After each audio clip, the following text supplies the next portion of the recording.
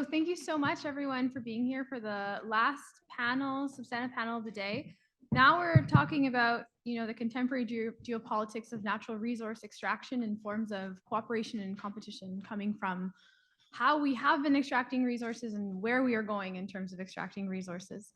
And I've been thinking a lot about General Ayer's comment on needing raging moderates. And part of me was wondering if having raging moderates for so many decades before now has gotten to where we are today, right? Both in terms of conflict within Canada, who benefits from how the status quo has been going on, but also global conversations between conflicts around natural resource extractions, who's benefiting from this in a global comparison as well. So what we're going to do today is talk about new forms of rising nationalism associated with natural resources, contemporary conflicts, both within and also between countries over natural resources, as already I've mentioned, particularly in regard to who benefits and who doesn't from ownership and deployment of natural resource extraction, the implications for Canadian businesses, diplomacy, military engagement, and then also new geopolitical and land-based conflicts from renewable energy development and deployment. We talk so much about just transitions, although we can't really say that in certain parts of our country anymore, but we assume that renewable energy brings with it better politics. That's not necessarily the case, right? So I'm looking forward to discussing all of these topics today. So we will follow a similar format to the previous panels.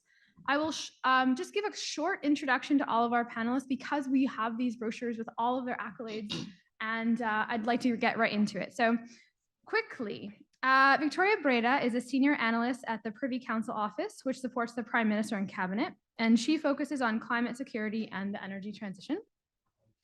Nadège Comparé is an assistant professor of international relations in the Department of Political Science at the University of Toronto.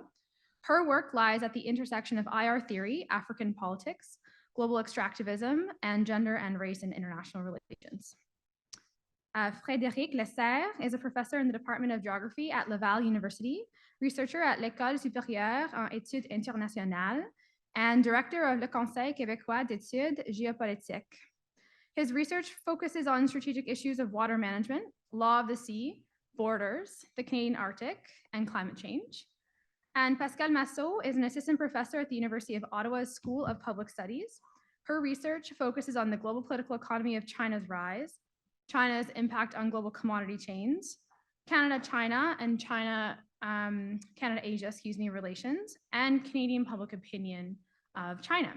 So to start, I'll invite you all to make your opening comments, sharing with the audience how you're approaching this topic from your own research perspective, and then we'll move into some rounds of questions. Would you like to go alphabetically or let's go alphabetically? Let's change it. Okay, so today I'm going to focus a little bit on the work that me and my colleagues are doing on the race for Africa, competing for Africa and its natural resources. This is just a small subset of what we do, but it's kind of front of mind for us at the moment. With 60% of the world's remaining unused arable land and home to 30% of the world's critical minerals and some of the planet's most important natural carbon repositories, geopolitical competition for Africa's resources will intensify over the coming years. However, the competition landscape is stratified. At the most base level, nation states are competing for access to Africa's natural resources, whether that be critical minerals, arable land, or carbon offsets. However, this competition for natural resources is also a proxy, either mutually beneficial or destructive, for a greater power competition between nation states for both courtship of African leadership as well as near-peer competition. While a stable, less conflictual, and rapidly developing Africa offers new markets and new investment opportunities across the continent, it also creates a competitive landscape that will likely be defined by the export of existing political rivalries. For example, the rivalry between Saudi Arabia and the UAE has extended to Africa, with both countries vying for prominent regional roles and influence. As Saudi Arabia and the UAE simultaneously attempt to diversify their respective economies away from oil and gas, they will also increasingly be in competition for access to Africa's critical minerals, particularly those that are essential for the production of electric vehicle batteries and other green tech needed for the global energy transition. The US, China, and Russia are also competing for influence on the continent, and for the US and China in particular, access to Africa's critical minerals. China's current domination of global critical mineral supply chains poses a strategic challenge for the US, as securing critical minerals is essential for their national, economic, and energy security. The increasing geopolitical competition in Africa is an undeniable geopolitical reality. Africa presents an opportunity for new markets, new bilateral or multilateral alliances, new spheres of cultural influence, and new markets to export political ideals. However, the scramble for Africa is not new. Historically, Africa has been a space where power competitions have played out. We saw this in the 1800s as European countries sought to carve out the continent, during the Cold War under the guise of ideological competition, and in the early 90s as globalization brought African markets into the fold. Yet the scramble is no longer driven exclusively by near-peer competitions. It is also genuinely about dealing with issues like climate change, reform of institutional lenders, and the green transition. These issues, combined with the global world defined by overlapping networks, is a shift away from traditional bilateral relations, as everyone and anyone can be a player. I want to finish quickly with a quote from Nigerian President Bola Tinubu that so aptly identifies the competition landscape in Africa as one that's increasingly becoming characterized by partnership and agency, and not exploitation or resource colonialism. To the rest of the world, I say walk with us as true friends and partners. Africa is not a problem to be avoided, nor is it to be pitied. Africa is nothing less than the key to the world's future.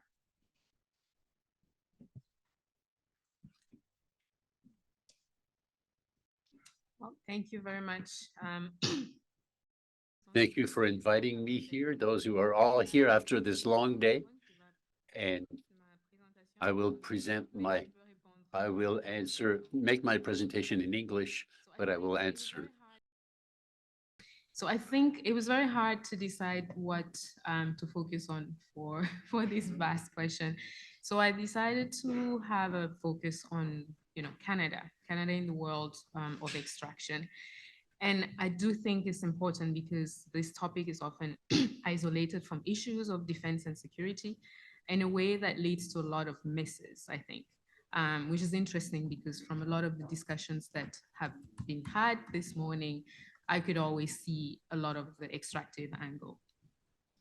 And I'd like to start by focusing on mining specifically. I think it's perhaps one of the most obvious choices if we're talking about Canada in the world. And just, I'm not sure how many people are familiar with some of these figures, but according to Natural Resources Canada, as of last year, December, Canada was home to almost half of the world's publicly listed mining and mineral exploration companies. Many of these companies have operations in Canada and abroad. And analysts have claimed this year that this number was at 60% of the world's mining companies in Canada. So it's not a surprise that Canada is also home to the biggest mineral exploration and mining convention in the world, which is the Prospectors and Developers Association of Canada, PDAC. It's a mega convention that happens in Toronto every year. And I should point out that PDAC itself has been established since 1932, but it has now over 25,000 attendees from over 130 countries. And it's open to international conventions only since about 1992 because it was a very domestic thing before then. And this is when I think we need to start talking about Canada as perhaps having a home state responsibility when we're talking about Canadian mining companies abroad. And what's interesting is despite this long period in which PDAC has been operating in Canada, we've actually only had recently the Canadian government very directly involved. We've had two sitting prime ministers, the first, so conservative and liberals alike, Harper in 2014 and Trudeau in both 2019 and 2020, who were big, key guests at PDAC annual conventions. So this tight relationship between the mining industry and the Canadian government on a global stage cannot be understated. And I think this is when you really need to think about the Canadian foreign policy from a mining perspective, regardless of the spectrum at which one wants to approach this. So I wanted to highlight these figures and practices first so that we can remember the powerful, both real and symbolic ways in which Canada is a major mining player on the global stage. And in fact, one of the leading international human rights lawyers who's actually been in the team that has set this precedent of a Canadian mining company being tried in court in Canada in 2020, James Yap has called Canada a global superpower when it comes to mining. And I think this is probably the only time that you will hear that, right? So I think it's very important to actually pay attention to what those words mean. So what does it mean for Canada's role in the world when it comes to the future of extraction? And regardless of anyone's focus, whether it's defense on security and climate change, especially all of the effects on the environment, this is a topic that you have to deal with. And especially when we're looking into critical minerals as the solution when critical minerals are being extracted as well. So repeating the same issues of extraction. So for me, answering this necessarily involves first recognizing the profoundly negative impact of Canadian mining abroad, especially within regions like Latin America and Africa. So it's great that I'm following just the first presentation on the focus on Africa, because when you look at the human rights and environmental rights abuses that are ongoing, it's not a surprise then to hear a lot these days that Canada's image as a good citizen has been deeply challenged, particularly in these countries. And when you're talking to people in extractive communities, there is no difference in people's eyes between a Canadian mining company and Canada as a state. And that has become a very big thing that the government itself has been recognizing. I've been seeing a lot of recruitment that the Canadian embassies in Burkina Faso, some originally from Burkina Faso, has been doing in a way that suggests that it's very much aware of this thing. So I'm happy to talk about it in the Q&A. 1 minute, okay. So I think this is also really important because as the Canada is facing this challenge, speaking about geopolitical competition, comme on dit, le malheur des uns fait le bonheur des autres. This has been a very key time for powers like China and Russia to actually be swooping in as Canada's image has been really deteriorating in certain parts of the world. So if I take Burkina again, because it's a case that I'm more familiar with, you've seen, so Burkina Faso is now one of the biggest gold producers on the continent. And they have this annual, I think it's annual, weekly event. It's called the Semaine des Activités Minières de l'Afrique de l'Ouest. And in 2019, Canada was a guest of honor.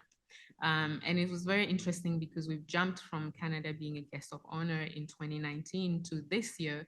For those who don't know, we're in the middle of military interim, hopefully interim presidency. And the president has gone all the way to Russia to meet Putin.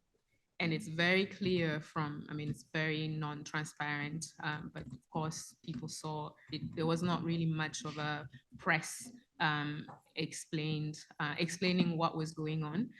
But one of the, one of the key issues is that the minerals were at the center of a lot of these geopolitical moves. And it's the same thing that's happening with China approaching not just Burkina, but a lot of countries in the Sahel region who coincidentally, but not so coincidentally, are all mineral-rich resources and are deep in the similar crisis. So I'm talking about Niger and Mali specifically, who are also going off on their own in trying to create their own sub-regional organization. So I thought that I would point to all of these things and kind of close with what the government has tried to do, because it is not like this is just critiques talking about this. The government, I believe, has been very much aware of these dynamics between the states and the companies. And so some of the initiatives that I want to highlight are suggesting that they're aware of these deepening existing tensions, changing alliances, and what it means, what it could mean for foreign policy. And I want to highlight one of them, which somehow hasn't really had a lot of attention, I believe, or at least it should have more attention than it has, is the Canadian government-led corporate social responsibility strategy. They've designed it in 2009. It had a very business rationale, bottom line type of thing, and it got revised in 2014 into a more foreign policy rationale, where it was clear that the government realized that this is this would be their way to get back in to a certain level at the international stage. And again, we can talk about this in the Q&A, but one of the other initiatives, I would say, is the Canadian Ombudsperson for Responsible Enterprise, right? Since 2019, that office aims to review complaints about possible human rights abuses by Canadian mining companies, but not just Canadian mining companies, companies in the garment, mining, oil, and gas. So you can see that it's very extraction focused apart from the garment sector. So I think that all these initiatives point to perhaps a certain degree of acknowledging a home state responsibility, although clearly the government is not ready to talk about it in these terms, right? So they would rather talk about corporate social responsibility led by the government, which is a bit of an, I don't know, it doesn't really work. It's a corporation or it's a state.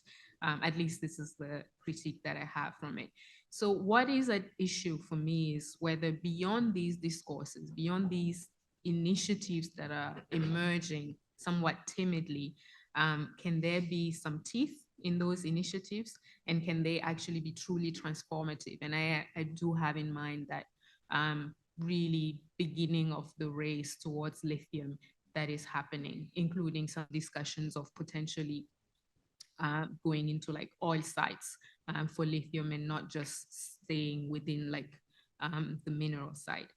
And then promise, just a few seconds. I do know we just had 5 minutes, but I think we cannot also talk about the situation of Canada in the world in extraction without bringing it home, or definitely staying home first, when we know the heavy toll in terms of resistance and contestations that extraction in Canada has had within Indigenous communities.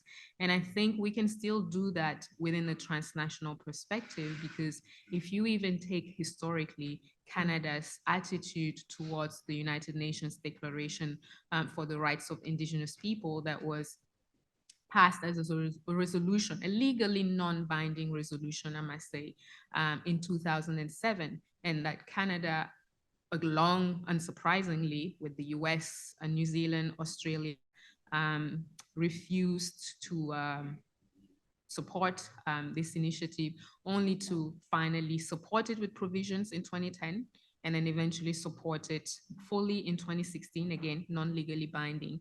It shows a big gap between the discourses of initiatives or concepts such as free, prior, informed consent within Indigenous communities, and actually the practices of how much Canada may be committed to actually integrating Indigenous voices. And I think the similar thing happens abroad when you're dealing with local communities that are resisting extraction. So I'll stop there and happy to discuss further.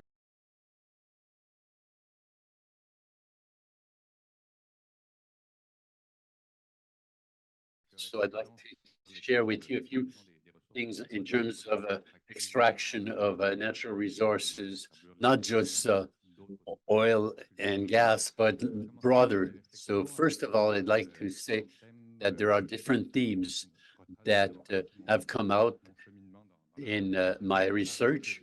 I would like to a few ideas in terms of the Arctic, as it was said, the El Dorado of new natural resources, which would create all these conflicts that and tension that we can see about this region. Practically, what we see is that most of the resources being extracted in the Arctic are either on land and are not challenged yet. There are no few things that could be creating offshore, for instance, and could be the subject of the object of challenges. But is there an Arctic El Dorado? The only evaluations that are out right now that have some credibility in terms of natural resources in the Arctic were published in 2008, which talks about the resource of about 3 years of oil and 7 years of gas, but are far from compared to what we've seen in the Middle East. So when we talked of the El Dorado of natural resources in the Arctic, it's a bit exaggerated, there's uncertainty and not all that much resources that we know at this point. Now, maybe if we look at in this information is that there are not that many natural resources as we thought.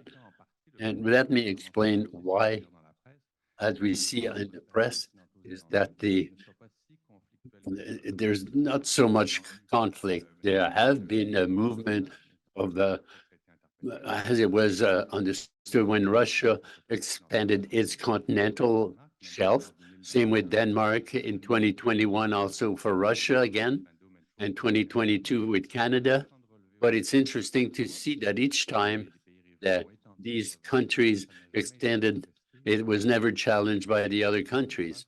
So it's as if this exceptionality in the Arctic that was talked about in the last few years is always in place, so that we accept the rules and we do not challenge the revendications of the other countries.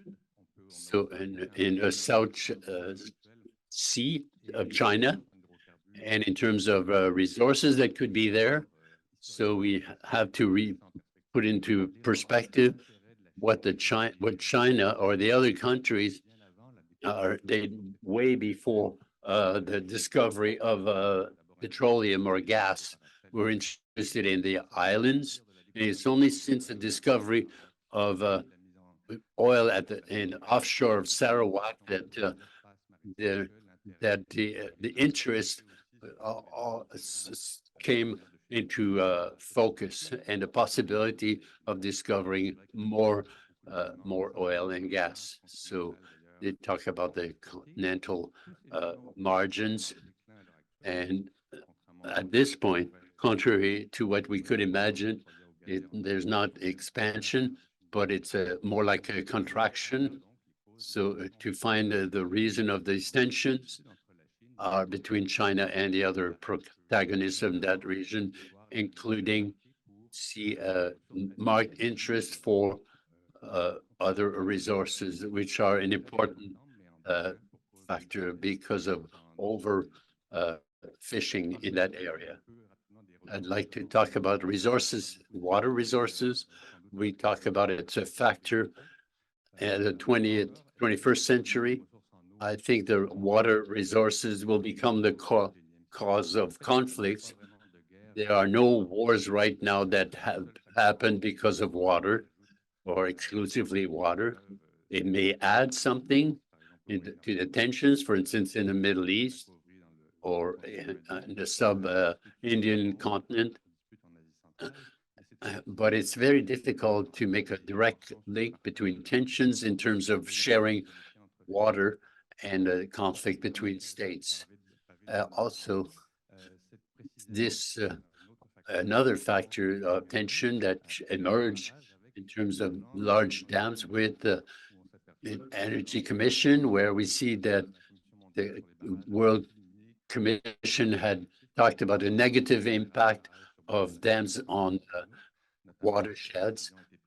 When it was decision unilaterally, we find that with this transition, many states now are starting to use this to justify the projects that were challenged before, saying, well, after all, this is going to be useful in the climate change to decarbonize our economies, to try to use these projects unilaterally. So that's it for me.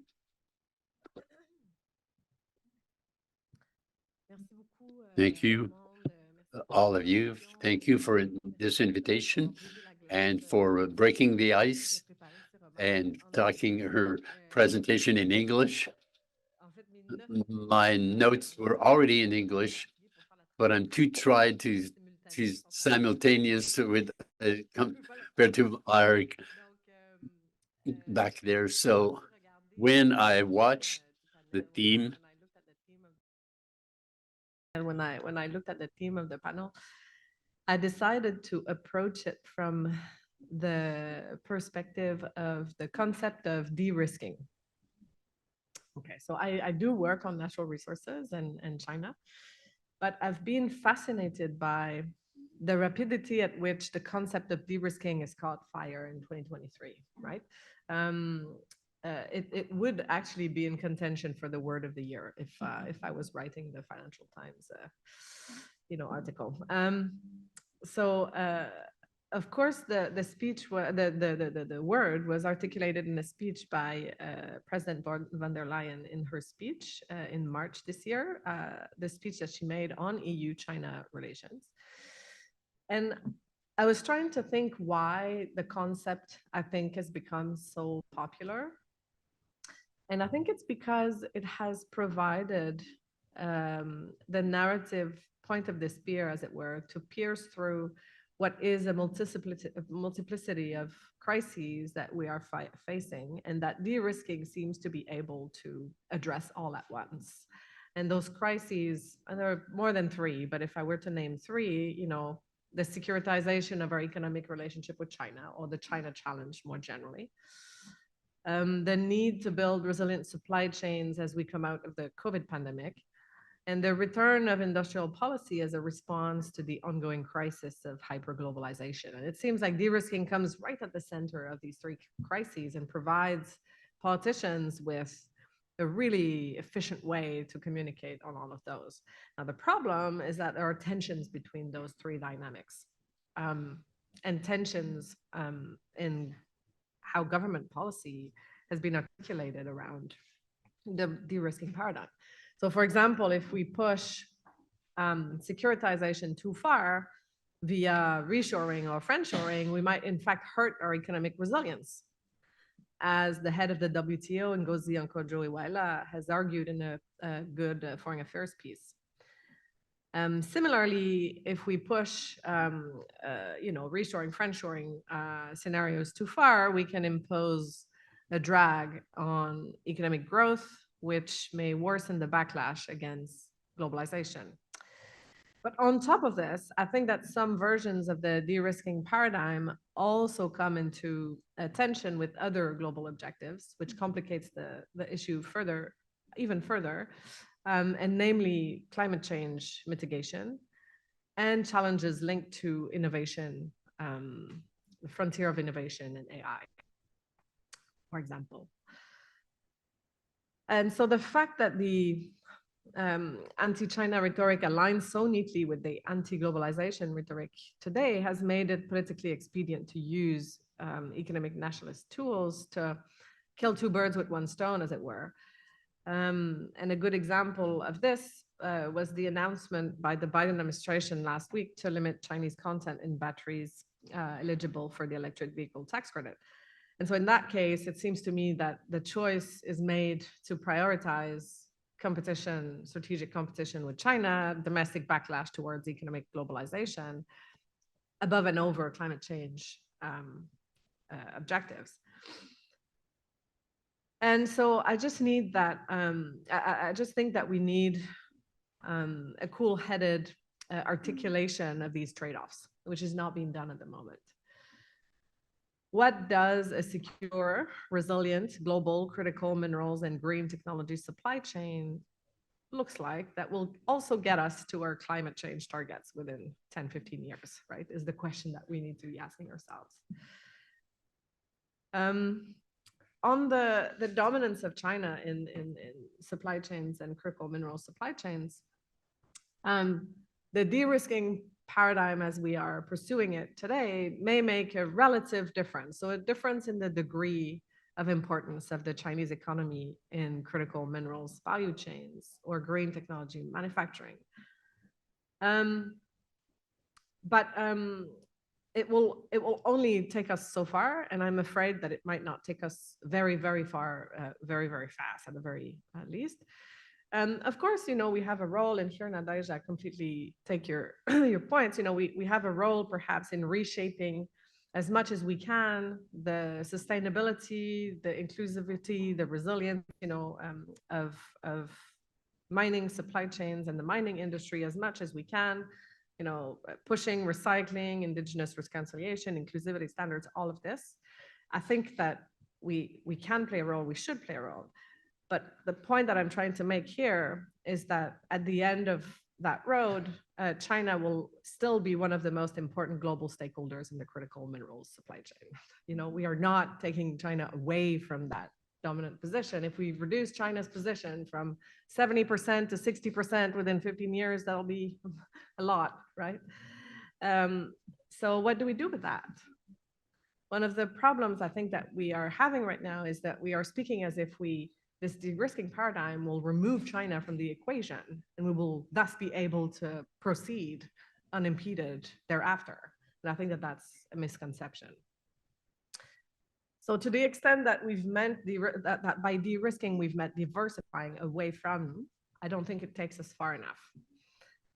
So I am thinking about exploring concepts of mutual exposure, mutual vulnerability, entanglement, as a way to think through the challenges of China's dominant position in critical mineral supply chains. So to end, our national security, economic resilience, globalization or re-globalization objectives and climate change mitigation objectives don't overlap very well. So we need to, as I say, speak clearly about trade-offs and ask the question together. How do we work on de-risking and on building the multiplex of institutions needed for the management of global challenges so that we don't overshoot de-risking into fragmentation, missing our climate change targets or conflict? Thank you, everyone. I've also prepared my notes in English. That's why I did it like that.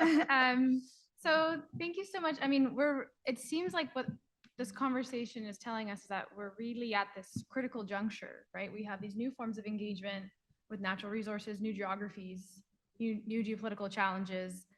In some ways, we're having our actions catch up to us in terms of consequences, but in the way that we're engaging, it's a bit like plus ça change, right? And we're not having these new ways forward, new ways of interaction. So I'm wondering if we're thinking about the future of Canadian engagement with these forms of natural resource extraction, what the challenges are with how we're continuing to engage, and perhaps, I mean, this is not our favorite thing to do as academics, you know, how can we do better? But I mean, we've heard some really interesting suggestions for how to do better and how to move forward. So I'd love to hear a little bit about that. Should we go same order, if that is okay? I would say send it to somebody else and just give me a. Oh yeah, for sure. Yeah, thank you. Do we have a volunteer? I mean, yes, sure, I can go. So future of Canadian engagement, am I close enough now? I think I'm going to basically just continue from what I was trying to say. I think right now what we have is, you know, a lot of, I mean, understandably, Canada is very much in bed with the mining industry. If I'm thinking about mining, for instance, in a way that it's hard to remove itself, or especially in a way, and Canada is not exceptional in this situation. I think this is just a reflection of how the world of extraction is and how powerful extractive industries are. And this is not just mining, it's the same with oil and gas.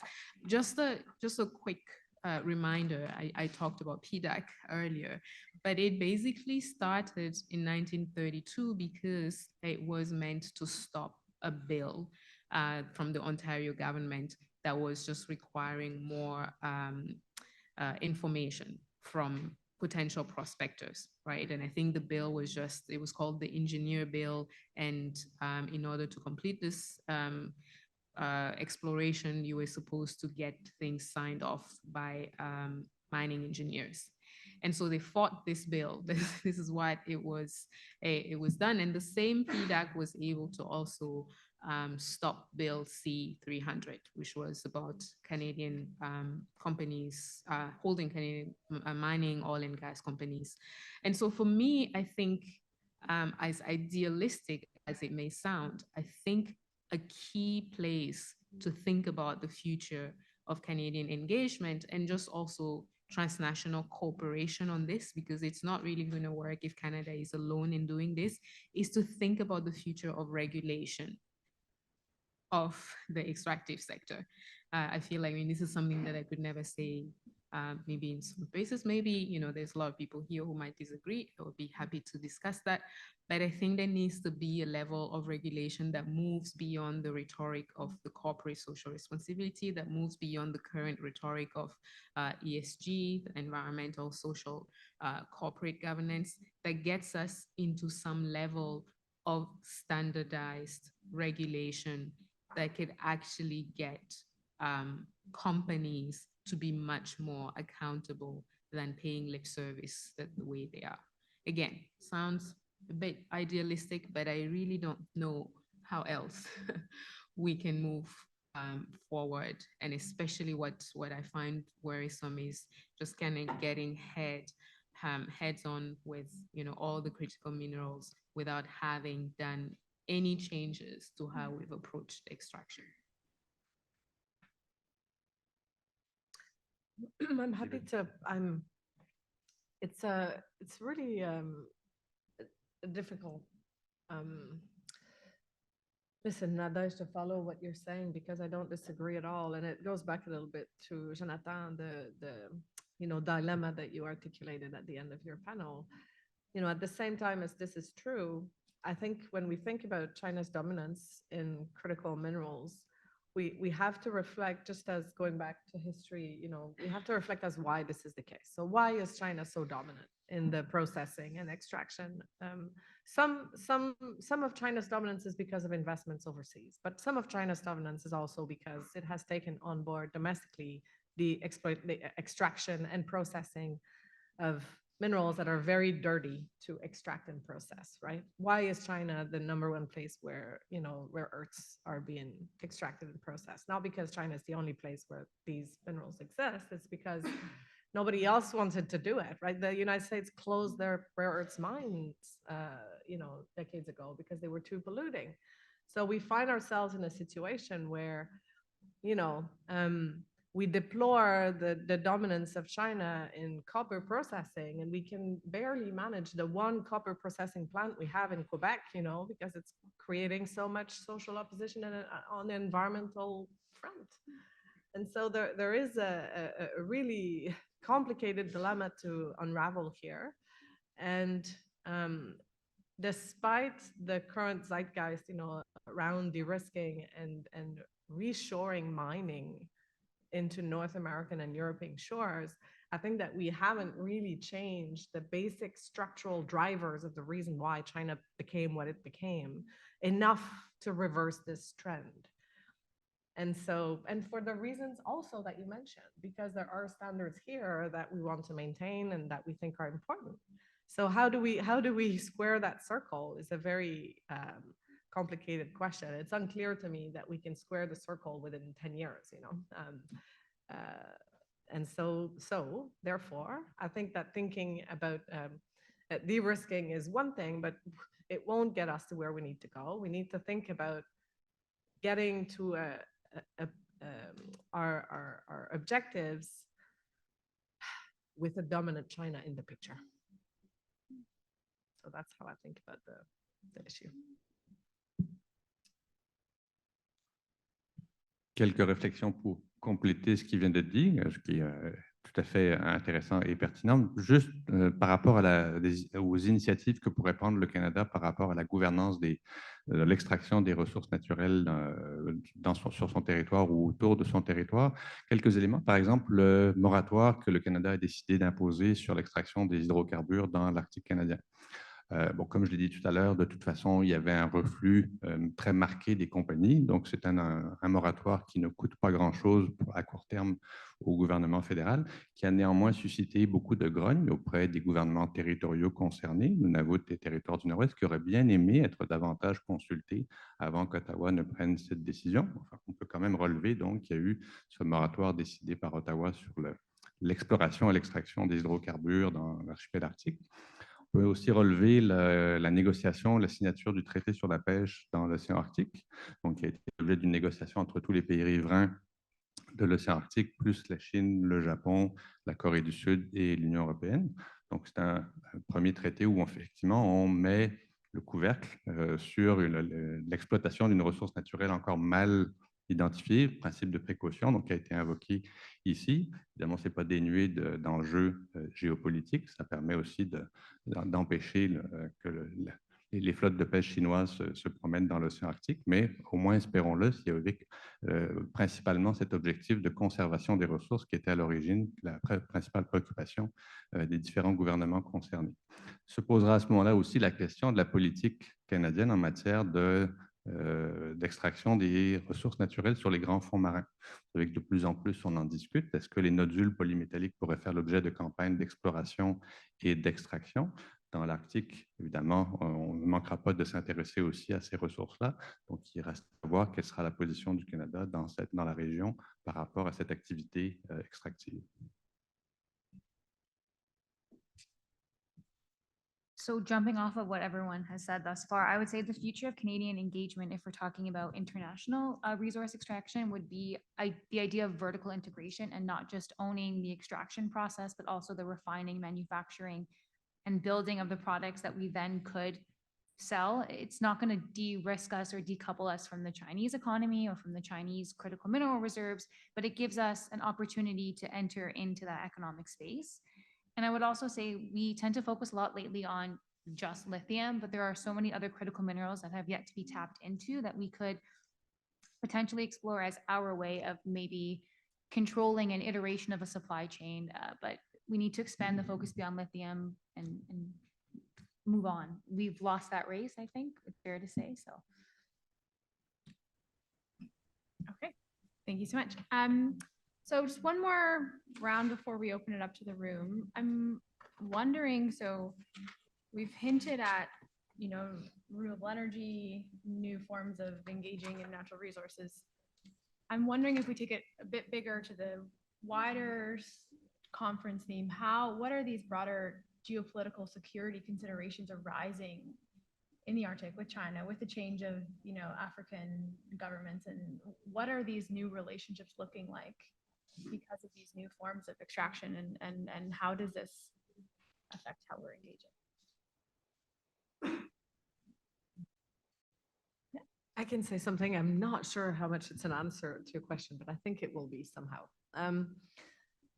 There is one panelist earlier today that made the comment, I don't know if anyone else picked up on it, that China as a near totalitarian power by nature had the tendency to be better organized strategically and to be better coordinated. I don't know if I was the only one to pick up on this, because that's my field.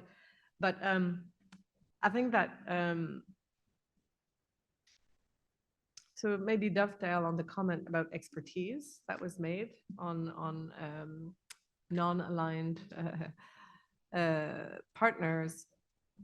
A closer look at China's behavior internationally, including within an issue area like critical minerals, reveals much more heterogeneity and diversity in behavior and in the range of stakeholders that are relevant in even each mineral. And to pay attention to this diversity in behavior, this diversity of stakeholder interests, this diversity and sometimes fragmentation of policymaking and incoherence and or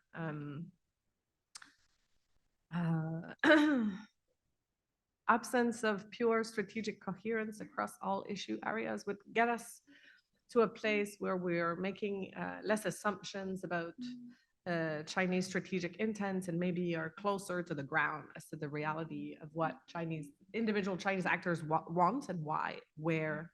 And in a book that I'm going to make a book announcement that I'm publishing in March 2024 that is called China's Vulnerability Paradox, How China Transformed Global Commodity Markets, I discussed just the wide range of variation in behavior that Chinese mining actors display in different resource areas. So the Chinese actors that are operating in iron ore and that are operating in lithium or operating in copper are really different people, different ministries, different people, different companies, etc. And so I think just kind of making a call for, if I'm calling for Canadian, government to do things differently, will be in attune to the granular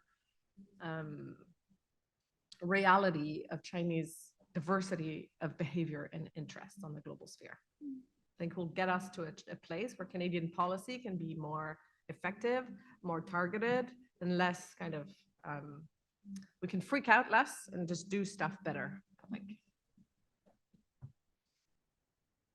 I'd say jumping off of the idea of the granularity and understanding the nuances from a broader perspective, I think the way, and I'm not speaking on behalf of the Canadian government representing PCO, but I think that we need to understand that especially in the developing world, every country comes with its own stake in mind and with its own, what it needs. And I think we can't take a blanket approach and call everyone in the global south and this is what they want and this is how we deal with them. It's going to be very nuanced depending on their respective circumstances and their respective needs. And some countries will have oil and gas and their revenues from oil and gas will be what keeps their economy afloat. And so we need to figure out a way in which we can deal with that in a way that is environmentally friendly and in line with our climate security policies, but understanding that we can't ask them to transition away right now, that we can't turn the taps off. So it's dealing with the nuances and the complexities of the developing world and the respective minerals or resources that they have, and how do we align that with our climate policies? I think on a broader, it's still the granular approach, but just from a global perspective.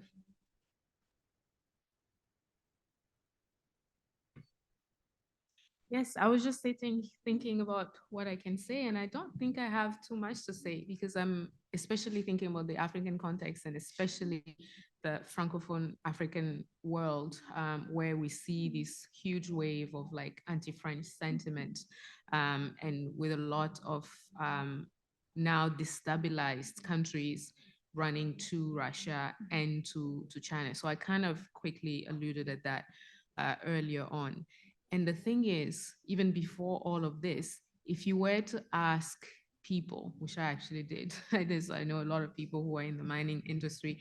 I wasn't actually looking at Burkina Faso for my thesis, but just asking, what is the difference between the mining companies from China and the mining companies from Canada? And I would get a response, all the same. People wouldn't really give you, at least the people who are feeling the impact of the mining, they didn't really see a difference in how they were treated, in who was getting involved, in the impact on their environment, in how they were being displaced, in how little they were getting in terms of compensation. So when you don't have that much of a qualitative difference, and then you have a rise in powers that are definitely trying to stay away from the so-called rule-based order, or I should say liberal rule-based order. You don't really have an advantage in getting these new powers to be allies to you, right? And I think this is a situation that Canada finds itself in the Sahel region at the moment, where a lot of these military powers are seeking to diversify their extractive partners. And so I wonder whether it's hard for me to actually talk about even the future of extraction, because I think it is important, as idealistic as it is, to start thinking about the beyond extraction time, right? Because we will only be able to extract so much. And as much as the transitions will come in different waves in different spaces, perhaps Canada needs to focus on that part, which I know it will be harder because even within Canada, we're not really going into beyond extraction. So yeah, this is a bit of I can't really see a brand that is distinguishing itself enough in a way that would be able to compete in times of crisis, and we're in deep times of crisis. So perhaps we can only really operate when things are seemingly in a liberal rule-based status quo. So I would like to add to what Nadesh just said.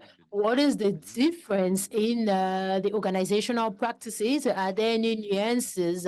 Can we invent new ways of managing the extraction of natural resources? I'm not sure we can do that. No matter the way we progress, it's still going to destroy the local environment. There will be a lot of activities that will affect the local population. So maybe it's a question. I guess maybe it's a matter of presenting the organization's efforts to mitigate and maybe share the revenues to ensure that the local population can see it as something that is acceptable. Maybe a few examples from Mary River.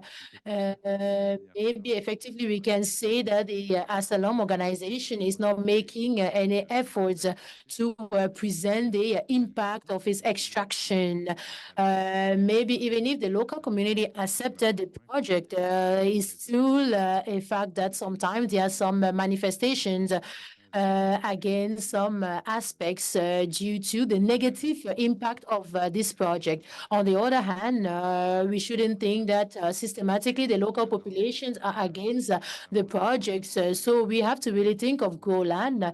On the contrary, is a local government that is pushing to attract foreign investors because there are also some political objectives that need to be attained. And for their economy, we are really getting closer to financial independence for Denmark. So there are also some political factors that could influence the local government choices. So we also have to remember that, for instance, in Nunavut, the society is not monolithic. So there are even still some oppositions, but independence is the key. With regards to fishing, can we invent other practices? One of the fundamental reasons that entice the states to sign the treaty is that industrial fishing remains industrial fishing, and it's difficult to invent other methods of fishing. So that's the reason why we prefer to abstain ourselves before clearly understanding the biology of different fish species in the region before we can kickstart the exploitation and to see what could be applied in the Atlantic Ocean. Okay, well, I'd like to open it up for questions now. I'd like someone to ask the question though. I mean, we'll let this percolate.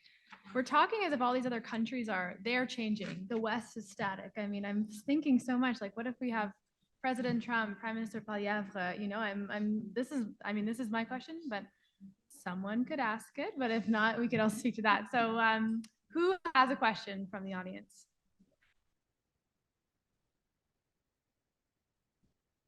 We are standing between you and dinner. I know, we might have to do like a seventh inning stretch, eh?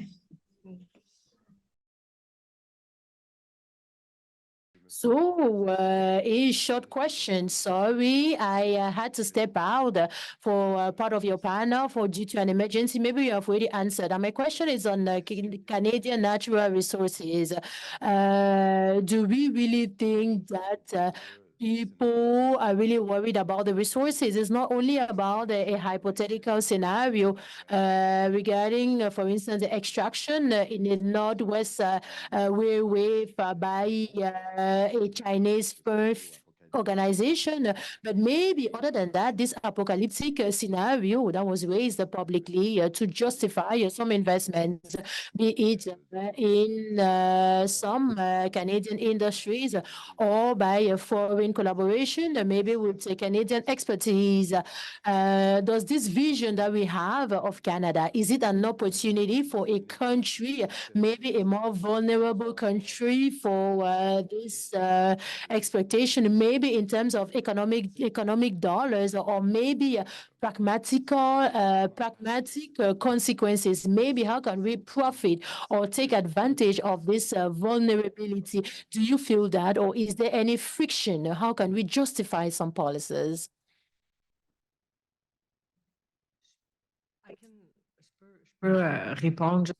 I could answer this question briefly. It's interesting because a journalist asked me the same question yesterday.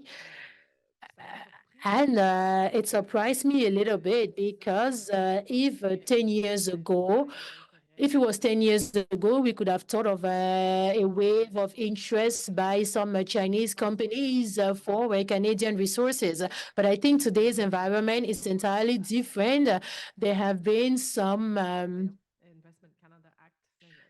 there have been some modifications. The Investment Canada Act, they tried to tighten the circumstances, and the government asked three Chinese companies to diversify last year because, among other things, we talked about lithium, and there was some interest.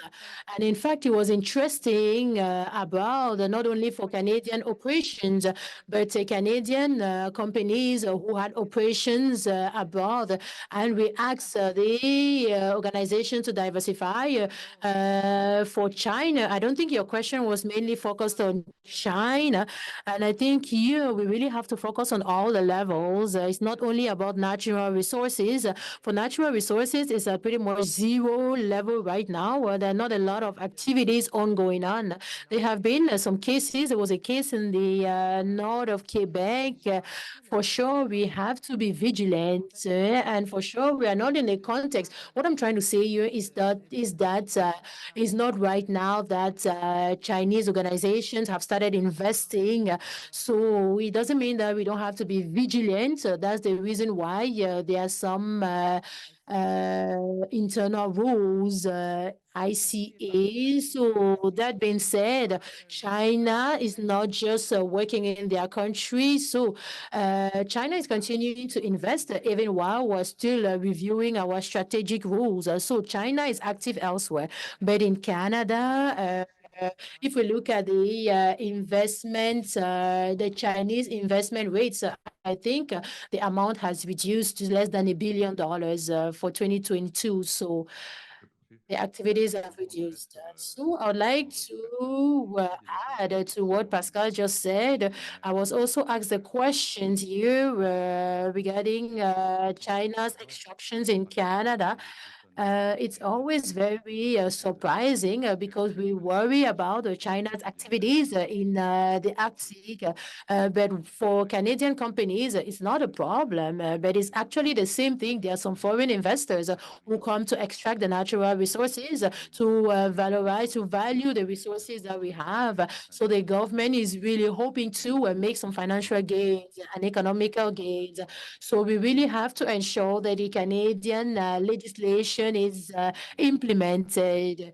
Why will it be different for a Chinese company? However, in the Arctic regions, imagine that a Chinese company comes to dig and to start exploiting oil and gas without necessarily applying for a license.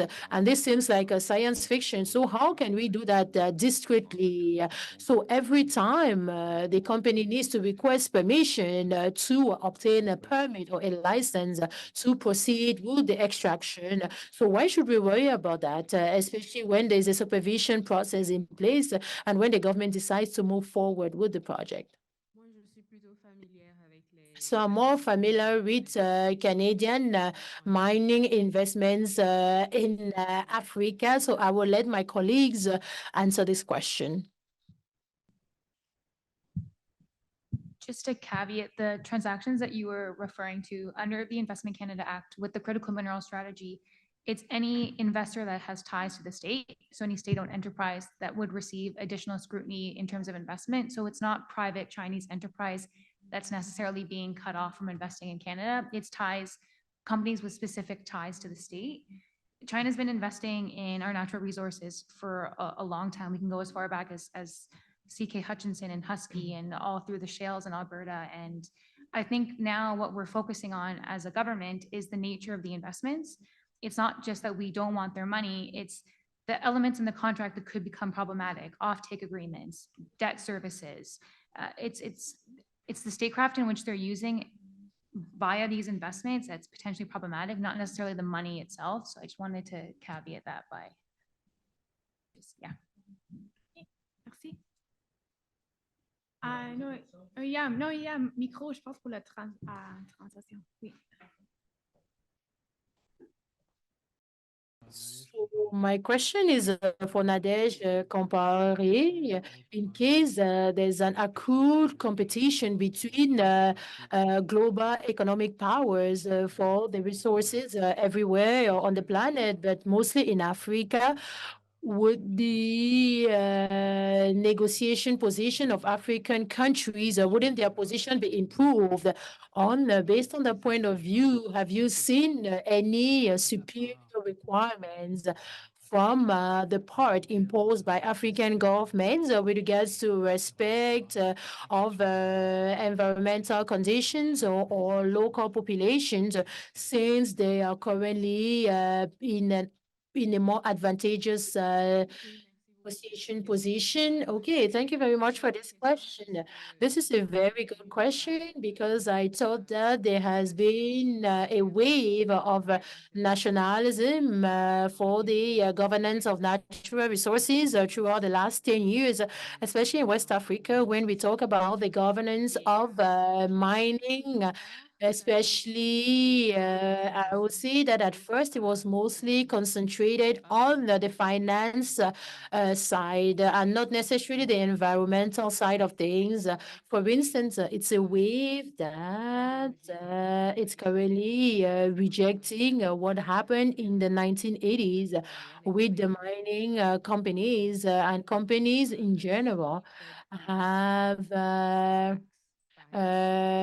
some taxes, for instance, unbelievable rates compared to the rest of the world. So, in fact, currently things are being modified and rectified. So, if I remember, for instance, for the case of Burkina Faso, we are currently considering other conditions, especially measures to put in place for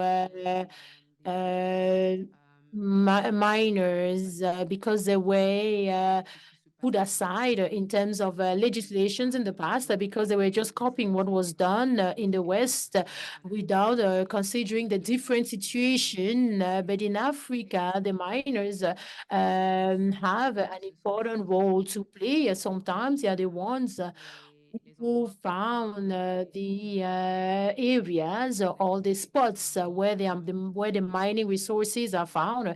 And we found some very industrialized companies who came and took over. So there's a lot of change being done right now. And I would say that there's still a regulation problem at the international level. And I think if we take the case of the closure of the mines, it was very troubling for me to know that a couple of years, at least there's no international standard that guides countries and mining companies that obliges them to perhaps close the mines, if we can say so, but the mine can it be shut down when the mines are closed, the environmental conditions continue, but there could be standards that are drafted and controlled directly by the organizations themselves. Even in Canada, there is no system, there's no standard, there's no regulation standard. There's certainly no act that tells us how a mine needs to be shut down. But that's the real problem. We need to figure out how to manage all that. And I would say that there was a much higher negotiation power between the different countries in Africa. But unfortunately, if we look at the countries that are currently in a crisis, I'm not so sure that they are currently negotiating good contracts because they are really focused on diversifying their partners. Because I'm not so sure that we would have very good agreements with Russian companies necessarily, but for some, but for some people in power, it's just a matter of saying that we support Russia and that we are not with the West, for instance.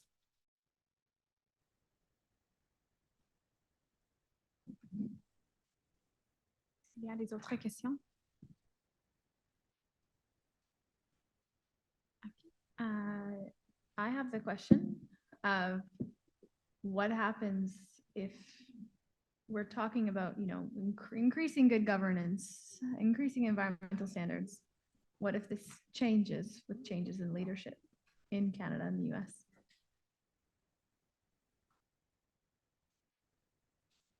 What if our, the leadership, we've seen these big shifts, I mean, particularly in the US, right, with Trump and not engaging in these environmental agreements, Biden engaging in these environmental agreements, and we're on the precipice of another American election and potentially a Canadian election where things might change politically in terms of how we are engaging with forms of good governance, CSR, renewable energy. How will this affect, do we think, what we're speaking of today with renewable energy or mineral resource extraction? I can start with this one. So with COP28 eventually ending at some point, either today, tomorrow, at some point this week, whatever the final outcome, it is legally binding. So at the very least, as long as Canada and the US stays a party to the Paris Agreement, there is some framework that would in some way obligate them to maintain some level of environmental regulations. We saw when Trump was in power last that he had removed the US from the Paris Agreement, but we saw at a state level, California, for example, continued to implement all of the environmental regulations that came with the conversations around COP and the political outcomes of COP. So I think I can't crystal ball what might happen in an election year or who might come into power, but at the very least, as long as we remain party to an agreement that obligates us to certain levels of environmental regulations, we're in a better spot than we might be if it didn't exist. So it's a non-answer answer to your question. It's a very difficult question. I mean, it's possible to know, but it's also fun. It's 4 p.m. So yeah.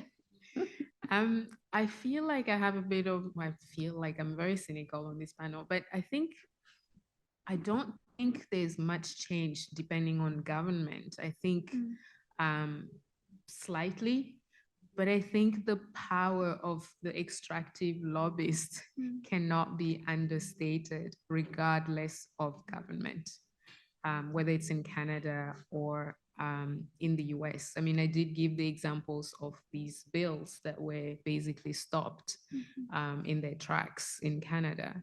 And I think that until we actually tackle how much power extractive companies have and how much they're able to lobby various governments for various things, I think the answer really lies there. I don't have the answer, but I think it is really, yes, governments, obviously a liberal government would look different from a conservative government, but I think the lobbying is extremely powerful. So we can't really extricate them from the equation. I mean, for me, I think what was underlying my remarks was that there were very tough structural realities and geopolitical realities underlying China's dominance in critical mineral supply chains. And so I think this will remain, right? So but so just to pile on or reiterate briefly some of what I've been saying is just, I think we need to figure a way, so many panelists before us have spoken about pragmatic policymaking. I'm not sure I would use necessarily that word, but we need to figure out a way as a citizen of the world, to get through our green shift, and China will be a part of the equation. And so we need to figure this out. We need to figure the security dilemmas that this entails and the competition and cooperation that is also needed. We just need to. So that's what I'll leave it with.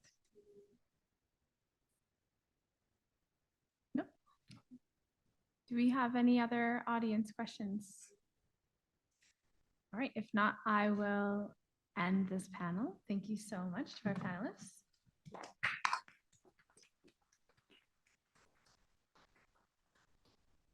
So we will, perhaps if you don't mind staying, I'm going to introduce our closing remarks.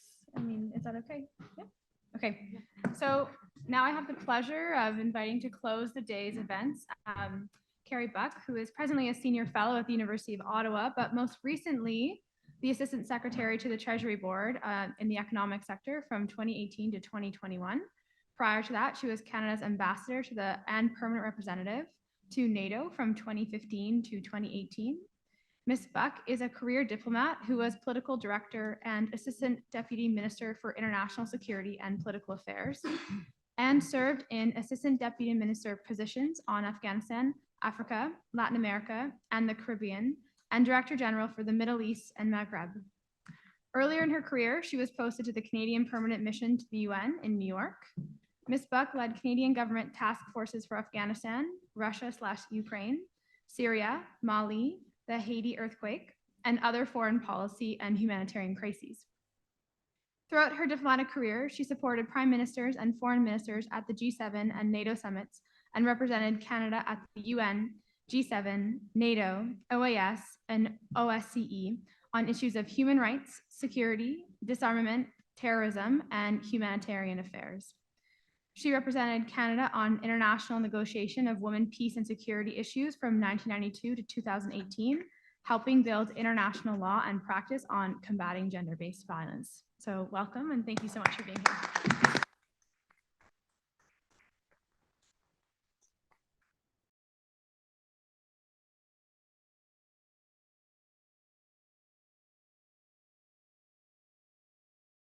I was asked to sum up the debate from today, and I find that is very difficult. I find this job of wrapping up very difficult for two reasons.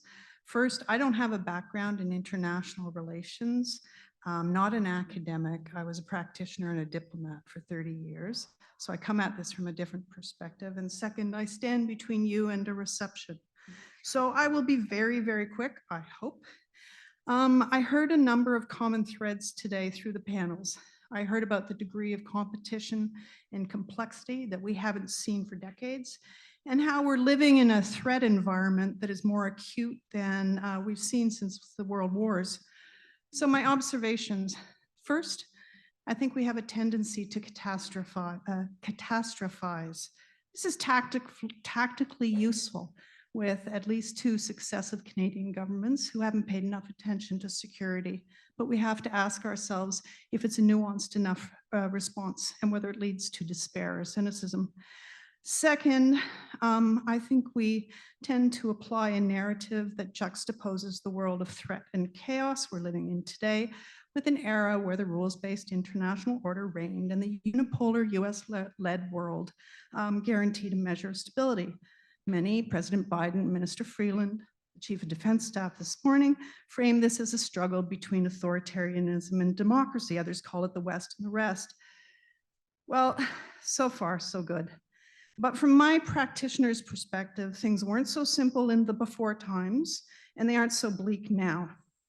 I do think we're at a hinge in history. I don't know what the hinge is. The hinge might have been 2014 in Crimea, might be the pandemic, might be growing Chinese belligerence, might be the full-on Ukraine war, but whatever that turning point is, I think the fact is the period before wasn't as monolithic as we often describe it, not in terms of US leadership being consistent, not in terms of monolithic Western negotiating blocks, nor was there a set of international rules that were adhered to in the same manner as a domestic legal system. International law did not work the same as a domestic legal system, nor could it be. In a way, it's got hypocrisy built into it. Yes, international rules are broken. They're broken perhaps more right now. They've always been broken, but they're dealt with by naming and shaming. It's more like, no, I'll stop there. How many lawyers are in the room? Just me. I'm stopping there. Okay, so what I saw in the before time was this. It's a different, slightly different take. I saw an opening up of the international community to a much greater number of actors, more non-state actors and many, many more states demanding an equal voice in international institutions. It made our international institutions more legitimate, but it made diplomacy much messier, much more difficult. Second thing I saw was an era of rapid norm setting. It was a very short era. And we took advantage of it: disarmament norms, non-proliferation, humanitarian law, international court, gender-based violence. But even then, this was only possible by working in cross-regional coalitions. We were never, ever building those norms by working in a tiny Western bloc. So in many ways, what I think is that the complex world we're seeing today is just the logical next step of a world with many more players grappling with implementation of a complex web of international norms and trying to figure out how to implement them in an imperfect world. Which leads me to end with the conclusion that the world isn't as bleak as we might think, for 3 reasons. First, throughout history, in every post-pandemic period, there's been a period of turbulence, partially because pandemics lay bare fundamental inequalities. But more often than not, those periods of turbulence have led to progressive leaps to help to heal those inequalities. Who knows? We have to work towards that end. Second, most of the long-term indicators of progress that we saw in the early 2000s have managed to hold. Child mortality, famine, poverty are still at an all-time low, and life expectancy is still at an all-time high. We can't take it for granted. We have to work to that, but it hasn't dipped as low as we might think. And then finally, Canada, I think, has specific niche capabilities that actually position us well to navigate this messier world we're living in now. We're good at issues-based coalitions. We're good at niche security capabilities like cyber, disarmament, alternative energy, inclusivity. Yes, that is a security capability. Yes, we have to do more on diplomacy and defense, more on reaching out to Canadians, and there's some great ideas today. But I think the end conclusion is that we are well positioned to do more, and we should be careful not to shortchange ourselves.